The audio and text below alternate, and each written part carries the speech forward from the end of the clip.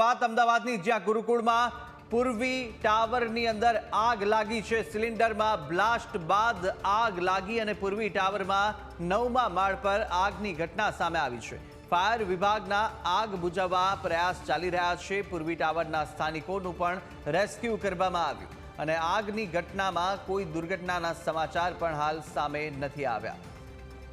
તો ગુરુકુળ વિસ્તારની અંદર જ્યાં પૂર્વી ટાવર આવેલું છે તેમાં આગની ઘટના સામે આવી છે અને સિલિન્ડરમાં બ્લાસ્ટ બાદ એકાએક આગ લાગી હતી। પૂર્વી ટાવરમાં 9મા માળ પર આ આગ લાગવાની ઘટના સામે આવી છે। વધુ વિગતો મેળવીશું। સંવાદદાતા આશુતોષ આપણી સાથે જોડાયા છે। આશુતોષ, જે રીતે પૂર્વી ટાવરમાં ફરીથી એક આગની ઘટના સામે આવી રહી છે, ગેસ સિલિન્ડર બ્લાસ્ટ થયા બાદ આગની ઘટના કે જેની અંદર અત્યારે રેસ્ક્યુ પણ કરવામાં આવ્યા છે સ્થાનિકોનું, હાલ શું સ્થિતિ છે? ત્યાં કાબૂમાં આવી અને સાથે સાથે ત્યાં આગળ કયા પ્રકારની કામગીરી કરવામાં આવી રહી છે?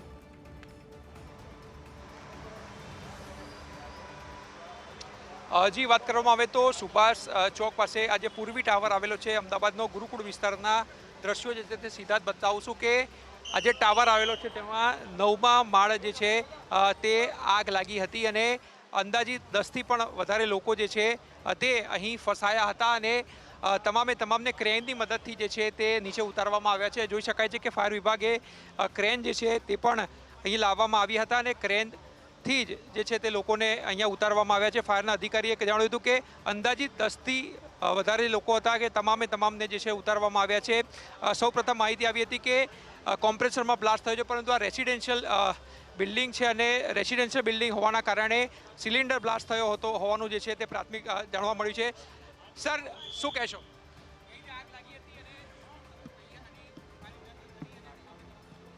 સાહેબ, આગના મેસેજ મળ્યા એટલે અમે ઘટના સ્થળે પહોંચ્યા। એક સિલિન્ડર બ્લાસ્ટ થયો, જ્યારે અમે એપ્રોચ કરતા હતા કોઈ ઇન્જરીના મેસેજ હજી સુધી છે નહીં। ફાયર ફાઇટિંગની કામગીરી હજી સુધી ચાલુ છે અને અમારી team chief fire officer, divisional fire officer, additional chief fire officer, deputy chief fire officer બધા ઘટના સ્થળે છે, ફાયર ફાઇટિંગ કરી રહ્યા છે। 10થી વધુ ગાડીઓ અહીંયા છે, અમારા 50થી વધુ માણસો છે। જરૂરત હાઇડ્રોલિક પ્લેટફોર્મની મદદથી જેનું રેસ્ક્યુ ટેરેસ ઉપરથી કરવાનું તે બધાનું ટેરેસનું ઉપરથી રેસ્ક્યુની કામગીરી પણ ચાલુ હાલતમાં છે। બસ રેસ્ક્યુ કરવામાં આવ્યા અત્યાર સુધીમાં ઘણા બધા છે કે જે લોકોને અમે ફિઝિકલી નીચે ઉતારી દીધા છે। જે લોકોને નીચે નહોતા આવી શકે એવા એમને ટેરેસ ઉપર લઈ ગયા હતા, તો એમને પણ આ હાઇડ્રોલિક પ્લેટફોર્મની મદદથી રેસ્ક્યુ। અત્યારે હાલમાં ફક્ત 2 માણસ છે, સેફ છે, કોઈને ઇન્જરી નથી, કંઈ જ નથી, બધા આ સિચ્યુએશન અંડર કંટ્રોલ છે। 8મા 9મા માળે આગ હતી જે બેડરૂમમાં હતી, એના ઉપર ફાયર ફાઇટિંગ ચાલુ છે। અત્યારે કંટ્રોલમાં છે, અમારી ટીમ કામગીરી કરી રહી છે।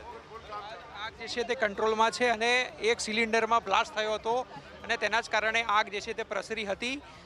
હાલમાં ફાયર વિભાગે 10 જેટલા લોકોને રેસ્ક્યુ કર્યા છે, હજુ પણ 2 લોકો હોવાનું જણાવી રહ્યા છે, પરંતુ બંને જે છે તે સેફ છે અને આ હાઇડ્રોલિક જે ક્રેન છે તેમાંથી ઉતારવાની કામગીરી જે છે તે ફાયર વિભાગે હાથ ધરી હતી। તમામ લોકોને ઉતારવામાં આવે છે। હજુ પણ 2 લોકો જે છે તે તમે જોઈ શકો છો ટેરેસ ઉપર કે 2 લોકો જે છે તેમને હાલ હવે જે ક્રેનની મદદથી જે છે તે ઉતારવામાં આવશે, પરંતુ ફાયરની 10થી પણ વધારે અહીં ગાડીઓ તૈનાત કરવામાં આવી છે અને કોઈ પણ કેઝ્યુઅલિટી નથી થઈ, એ રાહતની વાત છે। અને અગાઉ પણ જે છે તે ઉનાળાના સમયમાં આગની જે ઘટનાઓ બનતી હોય છે ત્યારબાદ લોકોને પણ સચેત કરવામાં આવતા હોય છે કે શું ધ્યાન જે છે તે રાખવું જોઈએ। તેમ છતાં પણ આ પ્રકારથી રેસિડેન્શિયલમાં આગ લાગે છે। સિલિન્ડર બ્લાસ્ટ જે છે તે પણ અહીં 8મા માળે થયો હતો તેવું ફાયર વિભાગનું કહેવું છે।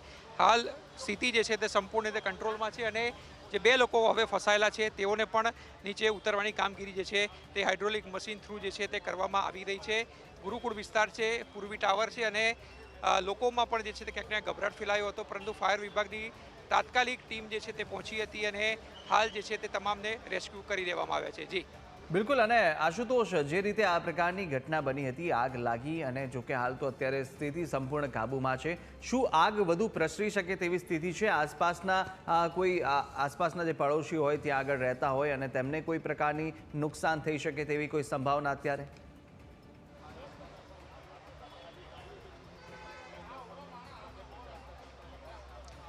જી કુશાગ્ર, ફાયરના અધિકારીએ જણાવ્યું તેમ કે સ્થિતિ જે છે તે સંપૂર્ણ કાબૂમાં છે। સિલિન્ડર બ્લાસ્ટના કારણે એ ઘરમાં જે છે તે બેડરૂમમાં આગ લાગી હતી અને તે આગ જે છે તે અન્ય જગ્યાએ પણ પ્રસરી હતી, પરંતુ ફાયર વિભાગની જે 10 ગાડીઓ જે ત્વરિત કામગીરી શરૂ કરવામાં આવી, જેના કારણે આગ જે છે તે પ્રસરતા રોકી લેવામાં આવી છે. અને જે પણ લોકો ટેરેસ ઉપર ફસાયા હતા તેમાં પણ 10 લોકોને ઉતારવામાં આવ્યા છે. 2 લોકો જે છે હજુ પણ ટેરેસ પર છે અને તેમને પણ હાઇડ્રોલિક મશીનથી હાલ ઉતારવામાં આવી રહ્યા છે. એટલે ચિંતાનું કારણ હવે નથી, પરંતુ આ બ્લાસ્ટ કઈ રીતે થયો તે પણ એક સૌથી મોટો સવાલ છે. સિલિન્ડર બ્લાસ્ટ થયો એટલે લોકો પણ સચેત રહે કે આ પ્રકારથી સિલિન્ડર જે છે તે ક્યાં રાખવા, કઈ રીતે રાખવા, તેની પણ એક ગાઈડલાઈન હોય છે, જે પણ એક સામાન્ય વ્યક્તિએ જે છે તે સમજવાની જરૂર હોય છે. આપણી પાસે પોલીસ અધિકારી છે, તેમની સાથે પણ વાત કરશું અને જાણશું કે કઈ પ્રકારની પોલીસની કામગીરી જે છે તે આ સમયે રહી છે. કારણ કે આસપાસના ટોળા જે વળ્યા હતા અને ત્યારબાદ લોકો જે છે તેમને પણ ગભરાટ ફેલાયો હતો. જી અત્યારે વસ્ત્રાપુર પોલીસ સ્ટેશન વિસ્તારમાં પૂર્વી એપાર્ટમેન્ટની અંદર 8મા માળે જે છે એ આગ લાગવાની ઘટના બની છે. ફાયર વિભાગની ટીમ અને પોલીસ તરત ઘટના સ્થળે પહોંચ્યા છે. અત્યારે આગની અંદર જે સંડોવાયેલા લોકો છે એ લોકોને બહાર કાઢવાની કામગીરી ફાયર વિભાગ દ્વારા કરવામાં આવી છે. અત્યારે પોલીસ બંદોબસ્ત પણ રાખવામાં આવ્યો છે, જેથી કરીને કોઈ બીજી જાનહાનિ જે છે એ ટાળી શકાય. સ્થાનિક પીઆઈ, એસીપી અને ડીસીપી તેમજ અન્ય સ્ટાફ જે છે અહીંયા ડિપ્લોય કરવામાં આવ્યો છે અને જે આગ લાગી છે એને બુઝાવવાની અને એમાં જે ભોગ બનનાર છે એમને બહાર કાઢવાની કાર્યવાહી ચાલુ છે. ટ્રાફિક ઓલરેડી મેનેજ થઈ રહ્યો છે. ટ્રાફિકની ટીમ પણ આવી ગઈ છે. આપ જોઈ શકો છો કે આ રોડને બંધ કરવામાં આવ્યો છે. ટ્રાફિક અન્ય રસ્તા પર डाइवर्ट કરવામાં આવ્યો છે. यहाँ पूर्वी अपार्टमेंट में आग लगने की एक घटना बनी है, जहाँ पे 8th फ्लोर पे फायर डिपार्टमेंट के हिसाब से गैस का सिलेंडर जो है वो फटने की वजह से आग लगने का एक किस्सा सामने आया है, जिसमें फायर डिपार्टमेंट की तरफ से अभी इवैक्यूएशन की कामगिरी चल रही है. एज ऑफ नाउ कोई कैजुअलिटी रिपोर्टेड नहीं है. जो लोग भी अकस्मात में शामिल हुए हैं उनको हॉस्पिटल ले जाने की कार्यवाही भी चल रही है. जो लोग छत पे है उनको भी वहाँ से रेस्क्यू करने की कामगिरी फायर डिपार्टमेंट की ओर से चल रही है.